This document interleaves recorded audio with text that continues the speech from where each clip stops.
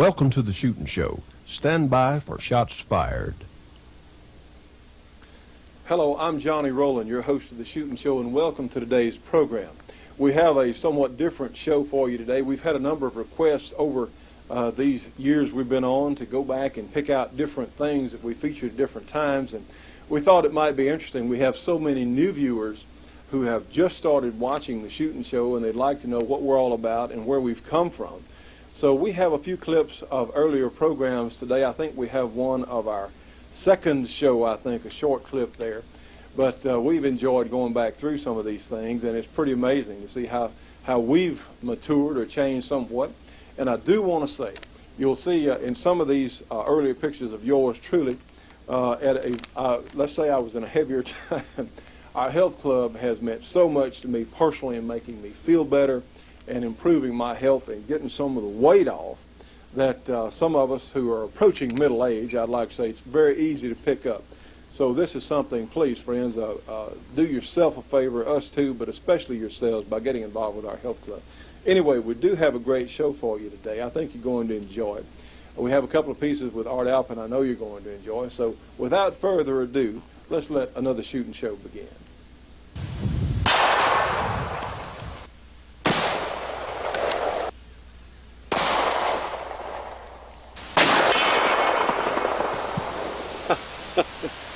And now, friends, here's a clip from a program we ran back in September of 1993. So much for tuning in. We've got a great show for you. And let's open another Shootin' Show. You know, watermelons are fun targets. And we've just finished a watermelon season here on the farm. We've got a few left. And I think we'll just start the show with one today.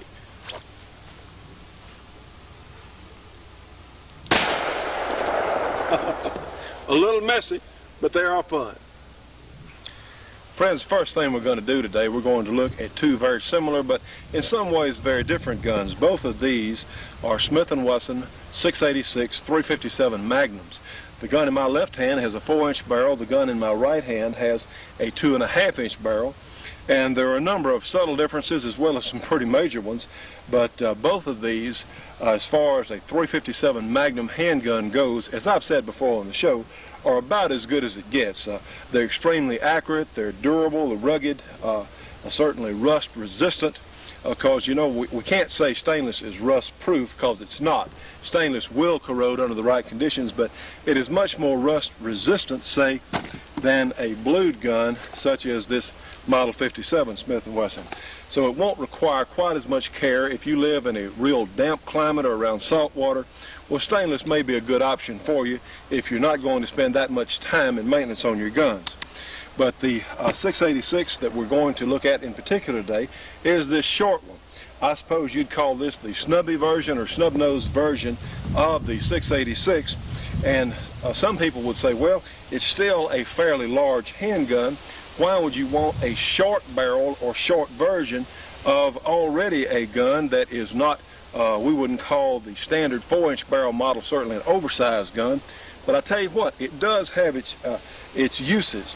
It is easier to tuck away if you're going to carry this in a concealment type holster, but since this gun also has the very fine Smith & Wesson adjustable sights, it is amazingly accurate, even at 25 or so yards.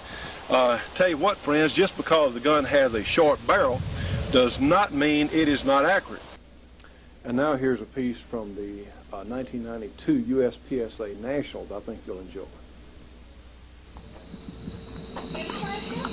Are you ready? Stand by.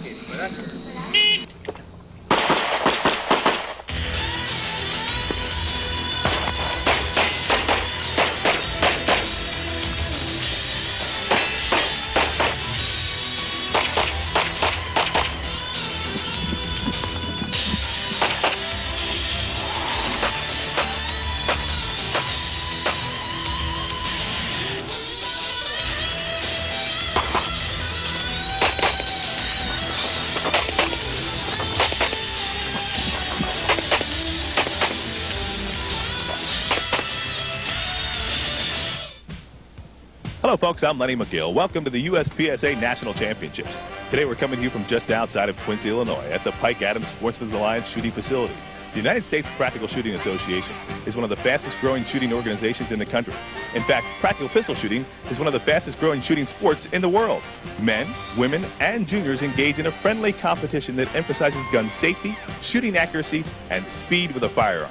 Now, coming up in today's program, we'll show you how you can become a member of the USPSA. Plus, we'll see the very best practical pistol shooters in the world compete for cash and prizes as the USPSA National Championship gets underway. Stage 9 is named Spare Change, sponsored by Wilson's Gun Shop, with Mike Harris as the Chief Range Officer. Here, the shooter starts with a rolled-up newspaper in the strong hand and a handful of spare change in the weak hand. At the start command, the competitor will draw and engage 3 paper targets from box A, then proceed to box B and engage 3 partial targets, and finally, hustle over to box C and shoot 2 paper and 1 steel knockdown target. This is a speed stage with 17 required hits for a total of 85 points. Since all the targets are close, the top shooters will blaze through this with incredible speed. Now, coming up first here at Stage 9 is Jerry Barnhart. Are you ready? Stand by.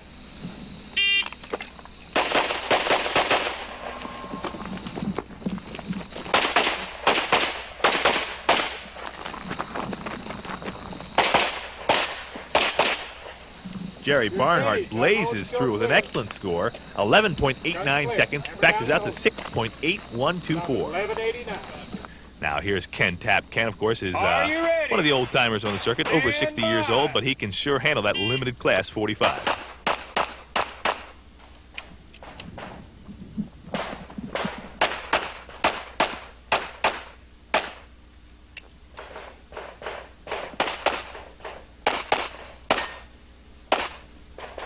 Ken Tapp is 63 years old, and he still shoots very well. A good time, 16.64 seconds. The USPSA competition is open to shooters of all levels of experience, and each are classified according to their skill. Therefore, you are able to compete against others of similar abilities and enjoy the friendly competition that has helped make this sport one of the fastest growing shooting sports in the world. USPSA competition is fun, exciting, and challenging.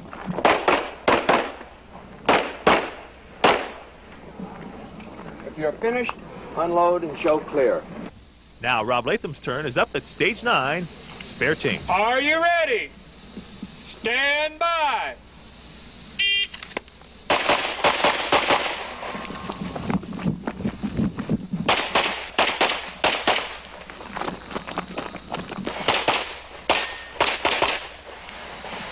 Good run for Rob. 11.49 seconds, the highest hit factor we've seen, 7.0496. Now, if anybody can beat that speed, it's this next shooter from the Philippines. Here's Jethro Dionisio. Are you ready? Stand by.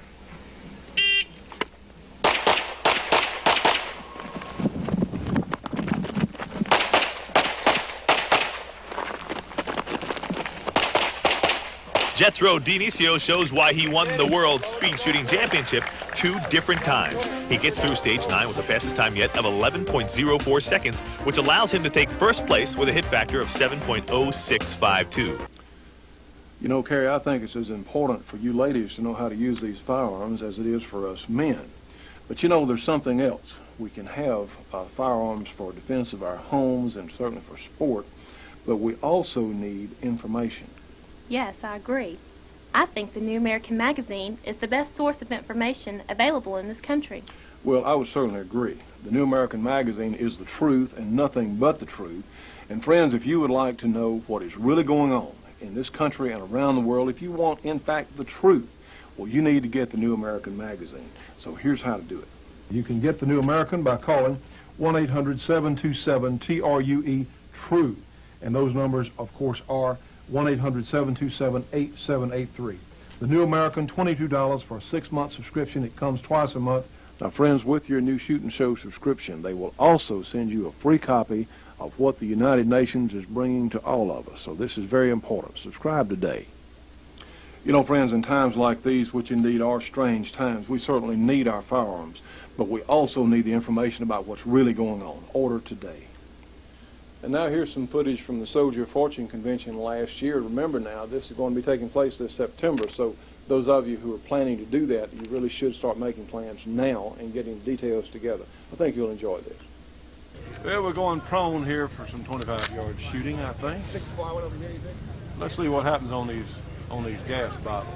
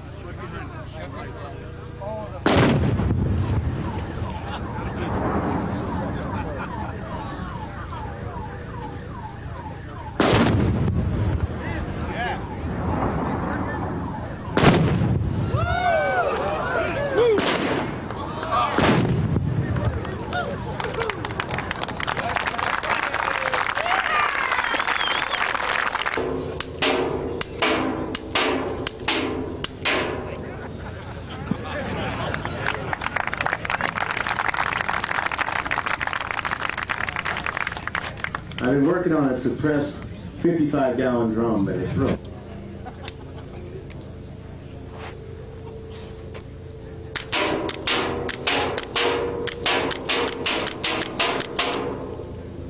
They notice there a noise at the gun, a clack clack. Well, that's the bolt slamming shut as it loads a new round, and that's one of the things that you suffer with on a semi-automatic rifle once you put the suppressor on. Of course, with the suppressor, you never heard that noise.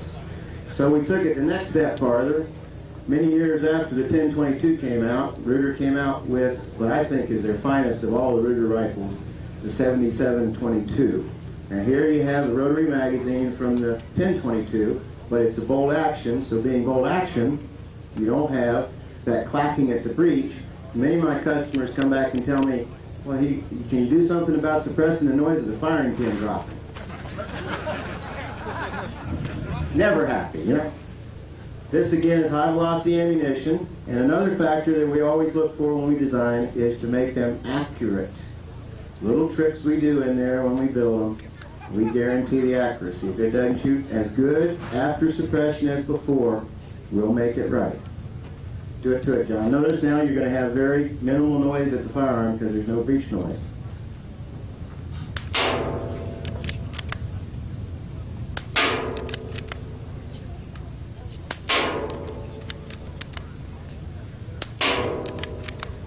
Shoot one up on the hill so you can't hear the point.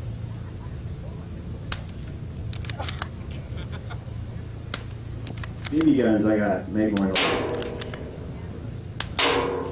Stay tuned for more of the Shootin' Show after these important messages. Shootin' Show will be right back after this break for your local cable company or TV station.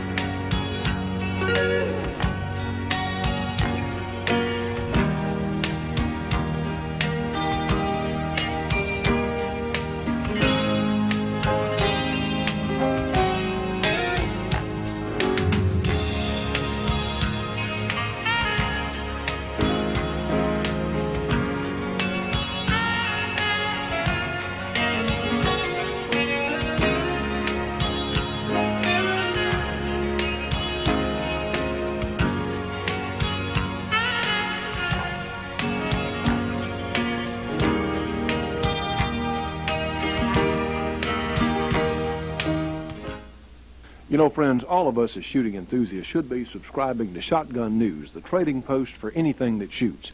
3 big issues monthly with literally thousands and thousands of firearms bargains. Give them a call, 1-800-345-6923, a very inexpensive subscription price. Again, 1-800-345-6923.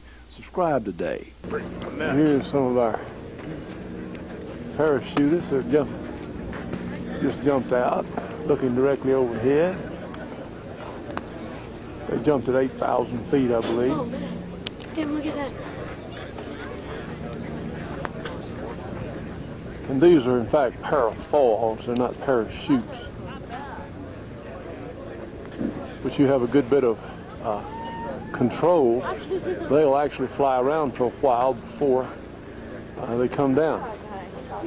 Still probably, I would imagine, about 1,500 feet. So pretty. Out here doing the firepower manufacturer's demo. Looks like so much fun. I think I'll let someone else enjoy that for me. Hey, we've got some coming down pretty close, coming on. They're going to land here on the range if possible.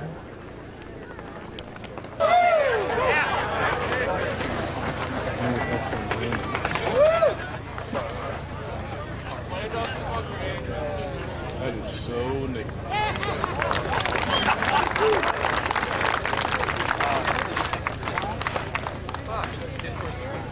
They're aiming for the X here on the range.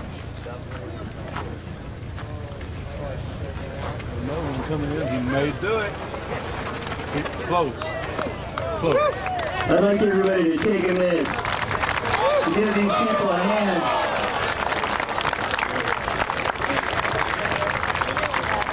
This is extremely tough to do, folks, on a day. You know, the winds are a little different up there, and they make it look easy because they're skilled. And now here's Bob Mundane, the fastest draw in the world. Name of the game, fast. Fast as you can move.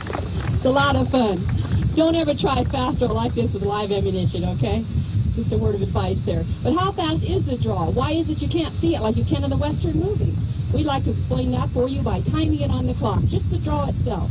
The way we'll do this, Bob will put his gun hand on the button that actually works the timer. When he presses a button down, it will set it. When he releases that button to go for the gun, the clock will start. And when he fires it, the sound is what stops the clock. This will tell us just how fast he's actually moving his two hands to draw and fire this 45 single action. Let's see why Bob has won all his championships and is recognized by the Guinness Book of World Records as the fastest man with a gun who ever lived. Now, as a comparison, before I make this particular draw, keep in mind that Dylan of Gunsmoke, for years we've watched him draw and fire his gun. When he did, he averaged between 8 to 8.5 tenths of 1 second to do so. That's right here at the 80, where my finger is now on the timer, at the 80. The clock is now standing at 55, a little over. We'll call it a 55. That is 5.5 tenths of 1 second. Jerry Lewis, Sammy Davis Jr., the very best among movie stars of all time, in their prime and best years were quite consistent between 4 to 4.5 tenths of a second, or at the 40, where my hand is now, at the 40. It takes you 15 hundredths of 1 second. That's between 0 and the 10 and the 20 here, simply to blink your eye. That's as fast as you can go, that is if you're human. Look at that, 500 people blinking their eyes. Feel the breeze? Well, we're going to show you why you cannot see this. It is truly happening much faster than we humans really can see. You will never see this kind of a draw in a Western movie either. It is simply too fast. Unbelievable on film, and for good reason. But if you were to ask me how fast I can draw this gun, or many people do, I find telling them with words to be quite difficult, if not impossible. For we are truly dealing within a time element here that you're simply not familiar with. Prior to this show, in your mind, 1 second was fast. Let me try to show you just how slow 1 second really is. Now keep in mind that 1 second is one time all the way around the face of that timer right there. 1001. There it is, 1001. Well, let's see where the clock stops this time, and then we'll do something very special. But let's get this out of the way first.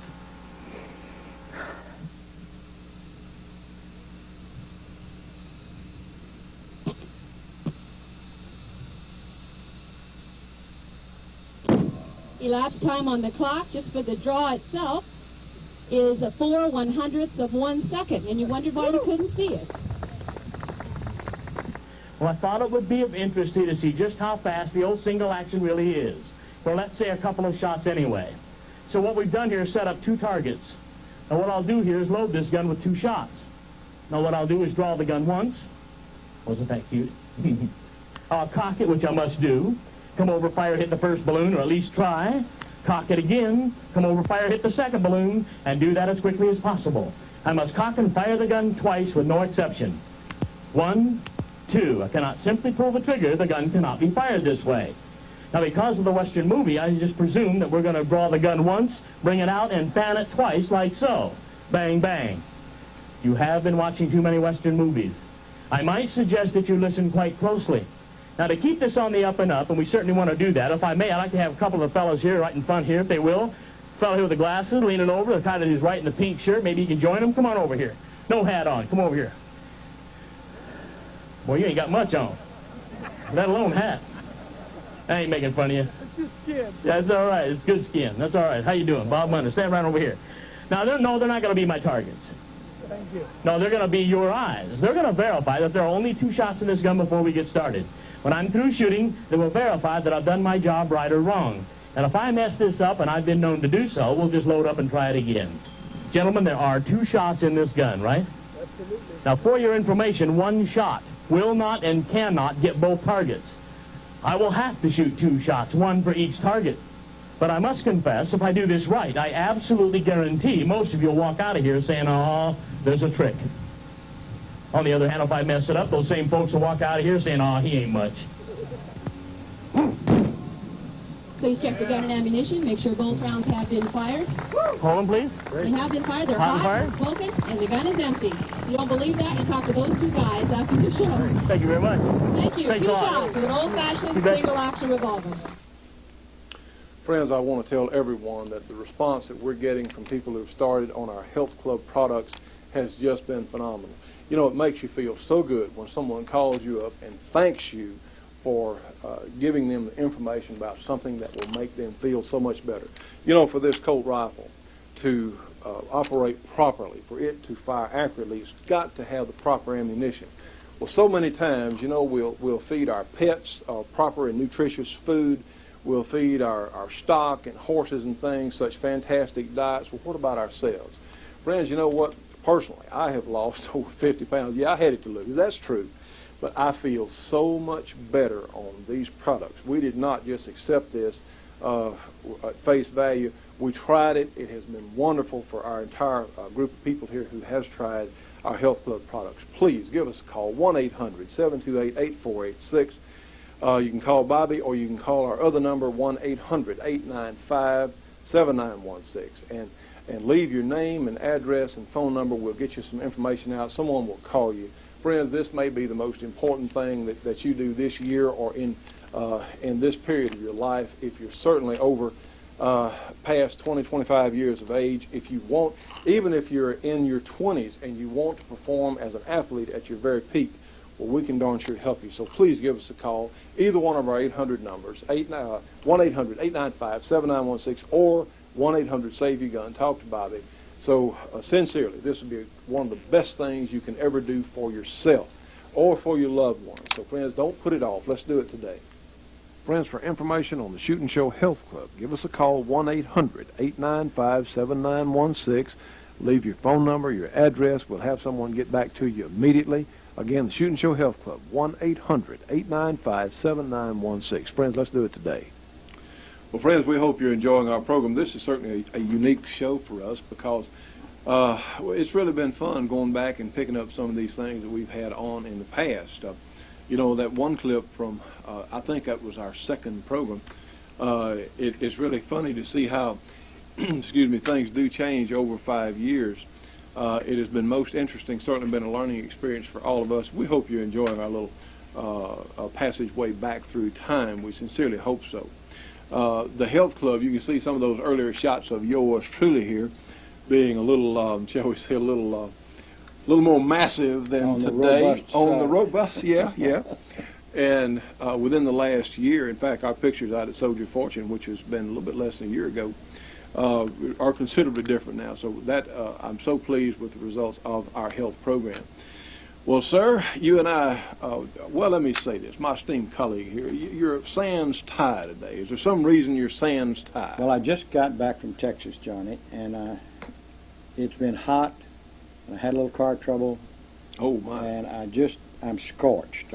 You about had all the heat. Yes, friends, it was 102 here yesterday. Forget heat factor. That's real degrees. And today it was at least that much. Today, yeah. And especially out on concrete where you get the baking effect. Oh yes, you get the the whole thing. Well, we are so pleased to be here, of course.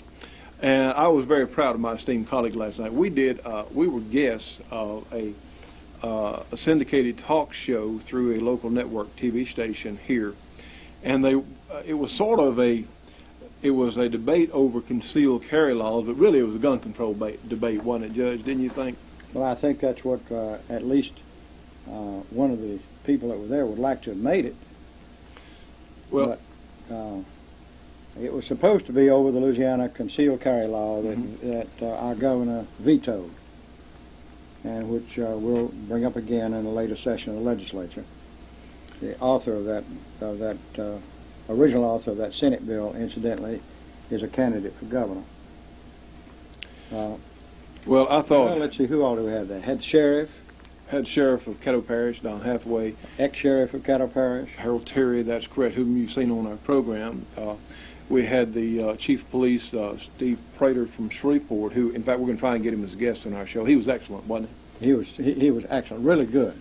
You know, for a man, one of the things that Steve said, and some of you may be able to get this program, it's someone named, Ken Lattin, the host of the program? Yes, and it's a syndicated program, so we don't know when it'll be on. Or where. Several places around the country, but you'll recognize us. We're in our standard shooting show outfits on the show. But Steve Prater it takes a big man to come up and he says, I was wrong about something that he felt strongly about. That takes character, Judge, I thought. Well, originally he was against the concealed carry laws, but he found out that it didn't create a lot of problems.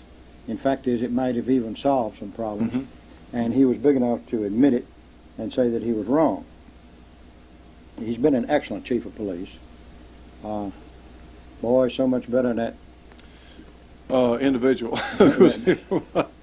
Well, there are a lot of people watch this show, but I was about to say DY. Yeah. Well, anyway, he really is a fine officer, I think. And what he was talking about was he was very much against concealed carry permits here in the state.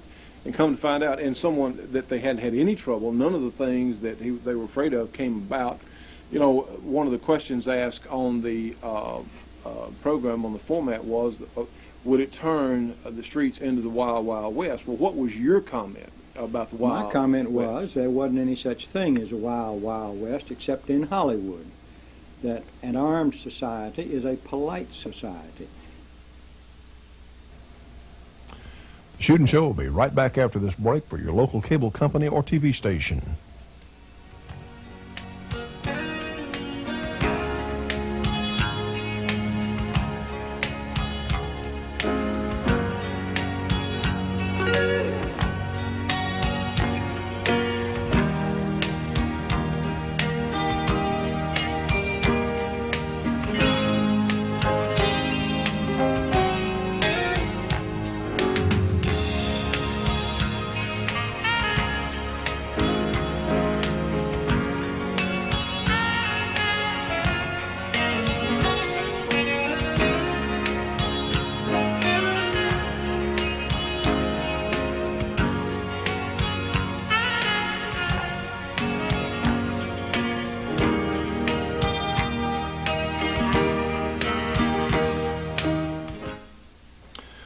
Friends, this box of Corbin ammunition and this Wesson 41 Magnum are in fact a perfect match for each other. But it doesn't matter whatever gun you may have, like this SKS or a hunting rifle or a 38 Special or a 9mm, makes no difference, because Corbin is absolutely the best factory ammunition that money can buy, period. And also, friends, when you see a box of Corbin on the shelf or you give them a call, realize that Corbin is helping keep the Shootin' Show on the air. They've been one of our most dedicated sponsors. You cannot find finer people in the entire shooting industry. For information on Corbin ammunition, call them 1-800-626-7266. Again, 1-800-626-7266. Tell them you saw it on the Shootin' Show. And there just wasn't any wild, wild west. Didn't happen. It didn't happen that way. Sure, there were shootings then, like there are shootings now. But by and large, there wasn't nearly as much lawlessness then as there is now. Now, I'll admit, sometimes they made justice a little bit too quick. They'd try and hang a man in the same day. So he's going to get a fair hanging, right, Judge? Yeah, that's right. Like the fellow said, let's convene a jury and give this guy a fair trial and get him hung today. I mean, and that's about the way it went in some of them. You remember the Oxbow incident was one of those programs or one of those incidents. The protections of the Constitution were not very carefully adhered to in the West, particularly by that hanging judge of Judge Roy Bean. Judge Roy Bean. And then there was one in Arkansas too, wasn't it? A hanging judge in Arkansas. I don't know. There were in the Waco hearings. They've had a lot of people on. They've had some lawyers on. They had Dick DeGuerin, who was. Oh yeah, we met Dick in Las Vegas. Did you? Koresh's lawyer. He was Koresh's lawyer, and he was excellent. He was really excellent. And Jack Zimmerman, who represented one of the other Davidians, and they were both superb lawyers. I was delighted to hear them say what they did. I don't know why you've got to be a defense lawyer to be cognizant of the provisions of the Bill of Rights, to be particularly cognizant of them, and particularly of the Fourth Amendment, because the Fourth Amendment was what was violated at Waco. It was what was violated at Ruby Ridge. And of course, the President and the FBI and the ATF agents have all tried to focus these hearings on the character of the leader of the Branch Davidians, who, let's say for the sake of argument and argument alone, was a bad man and should have been indicted and tried. But he wasn't indicted. He wasn't tried. They simply executed him and 80 other people. And they're now talking about how harmless CS gas is. But 2 or 3 nights ago, I've been staying up late watching these things. It's on C-SPAN. And there was a Marine colonel, retired Marine colonel, who talked about what the Marines did with CS gas and how they trained their people with CS gas. And anybody who thinks CS gas is harmless either is dreaming or that Marine colonel's not telling the truth, and I don't believe that. Our friend up in Arkansas, Marv Schwanbeck, was he's been real good about these things. He's retired from the telephone company, and he has sent me a lot of information that's been on these computer, on the internet, internet and other computer networks. He sent me a letter here the other day from a retired man who was an expert on explosives, not the general. Not Parton, right? No, somebody else. It was somebody else, and he put it down in black and white in formulas, and showed how the thing that happened in Oklahoma City could not have been an ammonium nitrate bomb. An ammonium nitrate bomb alone. Alone. He admitted that it may have had something to do with it. It should have had. It had a 25-foot crater in the ground, but the damage to the building was such that it just could not have been.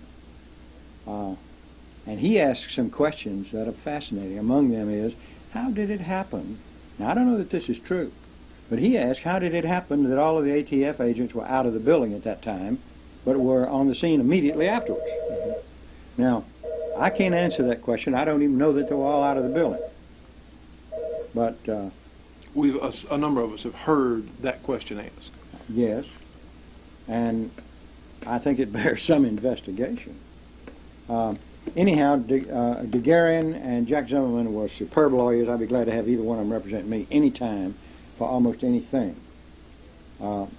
we have some representatives that are delightful. The chairman of the committee, a representative from Florida, a representative from New Mexico, Schiff, who I think used to be a sheriff or perhaps a prosecutor, and a man named Barr, a Representative Barr from Georgia. These are all high quality people. You know who I missed on that committee though, and she wasn't on it. Helen Chenoweth. Was Helen Chenoweth. However, I've been getting clippings from the Idaho newspapers. None of our viewers have done this, but my daughter lives up there, and I brought her up right, and so she reads the newspaper, and she clips these things out and sends them to me. And boy, they are hot on the subject of Ruby Ridge. Mm-hmm. Even a liberal newspaper in Boise, Idaho, and it is a liberal paper. I'm afraid we've let the liberals, or the non-conservatives at least, get control of most of the media. Now, I also saw a poll. I didn't bring in my notes with me tonight. I saw a poll from the forgotten now who did it. I think Second Amendment Foundation did it, and they were talking about the bias of the media and so forth. And they actually had an extensive poll that was run, not just on the bias of the media, but on a lot of other things, on people's attitude about guns and whether they thought there ought to be a waiting period, whether they thought handguns ought to be outlawed, whether they thought bullets ought to be outlawed, things of this type.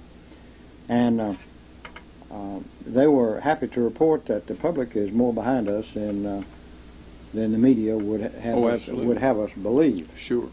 And in that connection, you'll recall that the governor, in the governor's race for Virginia, the defeated Democrat chose to attack the National Rifle Association and make the NRA the scapegoat in the campaign. And at the time he started, he was about 29 points ahead in the polls. He lost by 17 points. That's quite a switch. I promise you. Yes.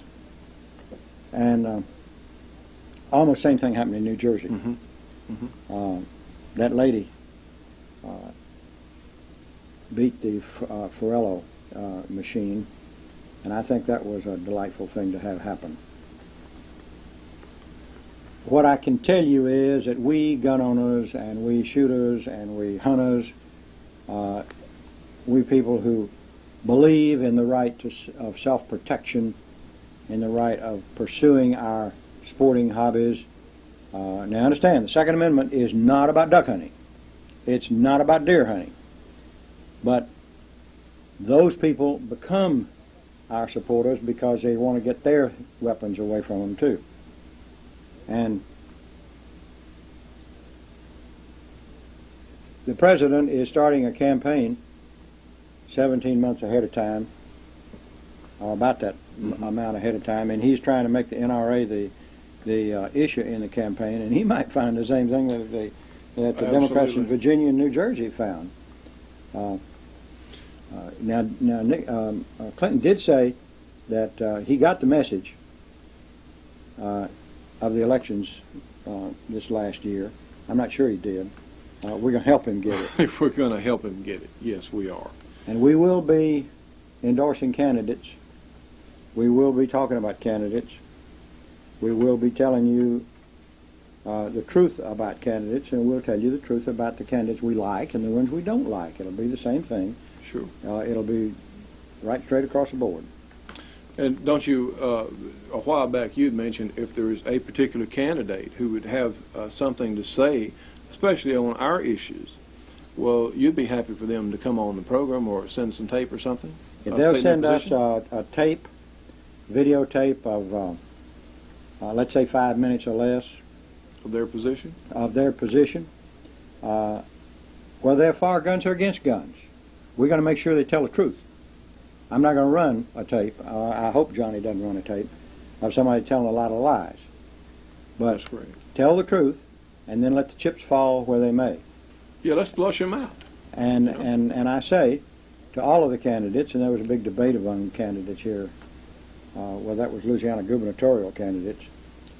There were about a dozen of them on that, and they went every which way. Mm-hmm. Yes, we'll run clips from what the candidates have to say and what their stand on issues is. We're going to run emotional clips. We're going to run factual matter. If you've got factual matter that you'd like to get across as to what your campaign is and what your platform is, a pro or con about guns, we'll run it. But it better be truthful. Otherwise, we're not going to run it. And we reserve the right to run the ones we want to. Well, and also, if we find out someone has misrepresented something to us on our program, to our audience, hey, we'll tell everybody. See, that's one thing about our national television program. See, we can tell everybody. I mean, we can do it, and I think that's important. And that's one of the things that Chief Prater said last night. Several of the folks we really wanted to compliment. And friends, let me tell you what. When you present the facts, as we did last night, and we had some help. We weren't down there by ourselves. Sheriff Terry was there. We had a number of very fine people who were very outspoken as our position as gun owners, as decent Americans. And literally, the arguments against firearms ownership just flat won't hold up. I mean, they didn't hold up last night. They will not hold up. And we did have one man that was there that was violently against concealed carry. I say violently, rigidly against concealed carry. And he insisted that he wasn't anti-gun, but he had a little button on with a revolver on it and a circle and a line through it. You know, the symbol that's on the highways of no left turn, and it was, the message was plain: no guns. Oh, absolutely. It was supposed to be over the concealed carry law, but it wound up being a should we or should we not have guns. Essentially, that's what the debate was about, and there was no debate. We just got up and told the truth and told what was real. And Sheriff Hathaway here in Caddo Parish said something that I thought was good. The mediator or commentator asked, well, how of all the concealed carry permits that he's issued, and they number in the thousands now, how many troublesome people, or how much trouble had he had over, what, 3 years now? Yeah, and the answer was zero. None. Zip. So I thought that was excellent. Of course, we can't claim credit for everything. I mean, the concealed carry law may not be all that contributed to a decrease in crime. It is logical, however, that criminals prefer unarmed victims. Of course. Now, friends, how would you like to have a boat that you could literally carry around in the trunk of your car?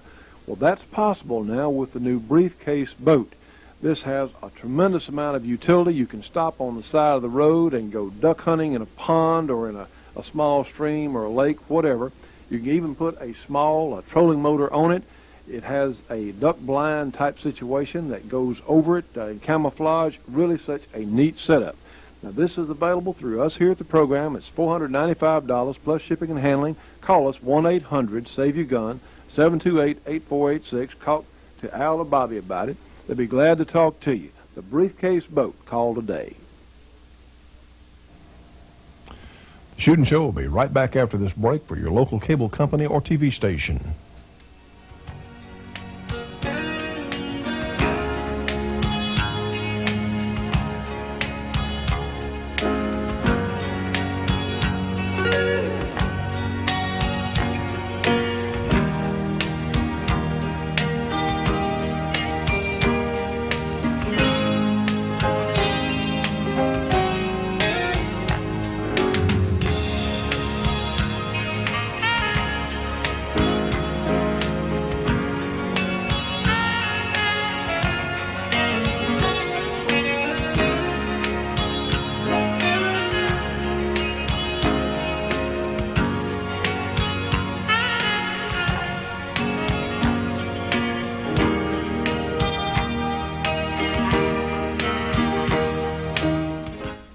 Friends, for information on the Shootin' Show Health Club, give us a call, 1-800-895-7916.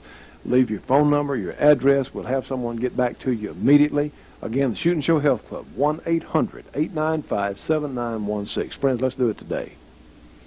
You know, Judge, one of the chiefs of police from another city, not Shreveport, had mentioned something about he didn't really see the point in people being armed because if a criminal approached them, they would already have the drop. Well, we didn't agree with that at all. One, if you're properly trained, and Sheriff Terry mentioned that, with proper training, you can react and respond in a very powerful and effective manner. Johnny, that's interesting. You have shown some clips on this show from famous shooters of the past. Yes. Some of them are present. Yes, some present. And I have seen a former border patrolman named Bill Jordan. Bill Jordan. Jordan if you're in some part of the country, Jordan if you're another. Anyhow, I have seen Bill on a stage get people up there and tell them, okay, get your hands just 1 foot apart. Now, the moment you see me make a move, he had a gun holstered. He said, clap your hands together. Every single time when the hands got together, there was a gun sitting in between them. Now, that goes to show you that reaction time is what is important. Yes. And the reaction time is long enough where when somebody already starts acting, it's too late. Mm-hmm. It's too late. Now, perhaps somebody that wasn't very familiar with firearms or wasn't fast on the draw or something, but certainly there were people that were fast on the draw, or that are fast on the draw, and there's only one way to protect yourself when you got the other man down. You better get his hand somewhere where he can't get to anything. Mm-hmm. Well, how many times we've heard over and over of people that were accosted and in a struggle, and they got to their gun. Happened here a while back. Two men were attacking another man, and he fought them. And he finally got to his car and got his .357, and he settled it. And he's alive today because of it. Well, I don't think it appeared on the program, but I remember the they were always worried about people getting into arguments and one of them pulling a gun and shooting the other one. And indeed that probably happens, but it doesn't happen with people who are licensed to carry concealed weapons. Right. It happens with people who are carrying concealed weapons against the law. That's right. The people that get licenses from it are they know they're going to have to submit to a background check. They are the responsible citizens. That's there right. have been very few requests for licenses turned down, I suppose because those people who knew they weren't going to be able to get a license didn't bother to apply. Absolutely. But I'm reminded of a story that I heard in one of the books I've read. I've been interested in the Superstition Mountains in just east of Phoenix, Arizona. It's where the Lost Dutchman mine is supposed to be. And you did say if you found it, you wouldn't tell anybody anyway. No, I've had a lot of people ask me if I found it, and I said, well, no, but if I had, I sure would have said it. But there was a shooting out there, and on the trial, one of the men was asked why he shot the other one. He said, well, just to be frank with you, the situation had gotten to the point where one of us was going to be tried for murder, and I'd rather it be me. Well, and take your chances with the jury, of course. And it is ridiculous. Well, where the places that have the stiffest gun laws, New York City, Washington, D.C., New Orleans, Louisiana, have the highest crime rates. Now, friends, can't we have simple addition and multiplication and subtraction here? I mean, the places with the most severe gun laws have the worst crime problems. And the ones that don't have any, for example, in Vermont, the crime rate is extremely low. New Hampshire. In Idaho, any sheriff in that state can issue a concealed weapons permit to any resident of that county. Parishes in Louisiana, counties in Idaho, and that carry permit is good for the whole state, everywhere. Right. And they have an extremely low crime rate. Sure. In fact, my daughter is in a house up there that we just bought from some people that were leaving, and they told us they never locked their front door. They just left the front door unlocked. Now, I've heard a lot of people say that from here in the South for years ago. But not now. But I don't know anybody that does it no, anymore. no. Well, you know, we were. I bet you Bill locks his door. Well, he locks his door here at the studio. At the studio. And I think we're fairly well. We're probably the best armed studio in this whole area, wouldn't you think? Anyway, the point is that an armed society is a polite society. And friends, what our program is all about, what we're all about, is we still believe in the dignity and the responsibility of the individual. And that is the basis of the freedom in this country. That's what it's all about. It's a much larger issue, and that's what the struggle is about over personal liberty. Johnny, one of the comments I've seen, a little cutout in some magazine. I can't remember where I read all this stuff, and that was that in an effort to achieve a small amount of protection from terrorism, that they are chipping away at the foundations of liberty. Yes. And the question is it worth it? I am more worried about the changes in the law giving FBI, ATF, authority to call in the feds, authority to call in the National Guard, authority to call in federal troops. I'm a lot more worried about that than I am about terrorists. And I think most of our viewers are too. Good luck to all of you. God bless you. We'll see you next week. Now, friends, here's our good friend Art Alphin, former instructor at West Point, and let's see what he has to tell us today.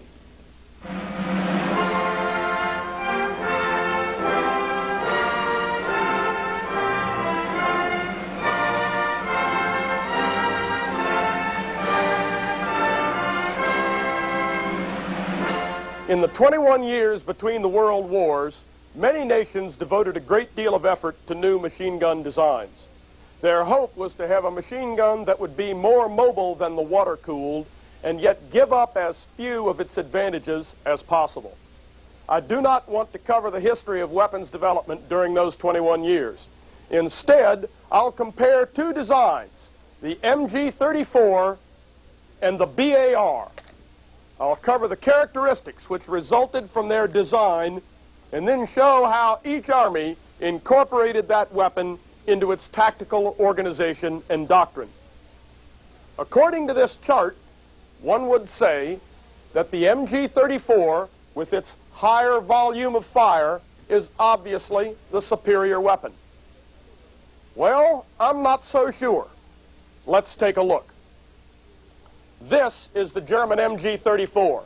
It weighs 26.5 pounds and can be carried by one man. It feeds from this metallic, non-disintegrating belt. This belt must be recovered by the crew and reloaded with ammunition after use. Unlike the Maxim and Browning cloth belts, these belts lay on top of the cartridges in the feedway.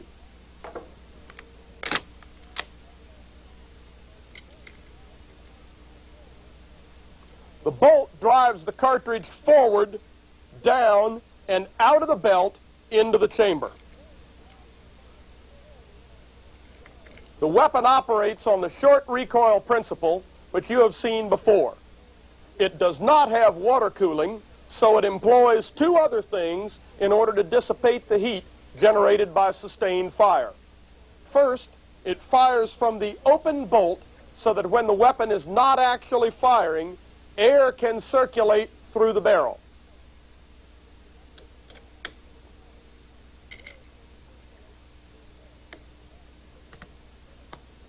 Secondly, it has a quick change barrel. When a barrel becomes overheated, it need only be exchanged for a cool one.